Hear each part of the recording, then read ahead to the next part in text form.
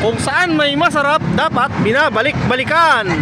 Nandito tayo ngayon sa kahabaan ng Mindanao Avenue, sa harap lang ng Trinuma. Meron ditong trending at pinipilahan, binabalik-balikan na siomai.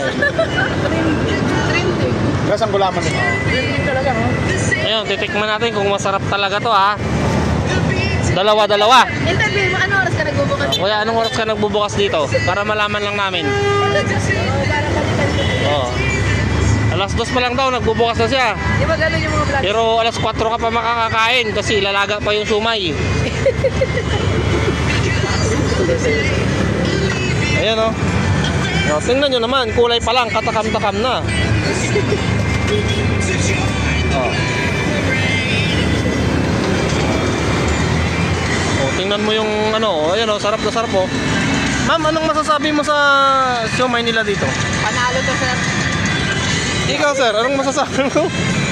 Masarap ba, sir? Ay, masarap. Ang galing. Yo.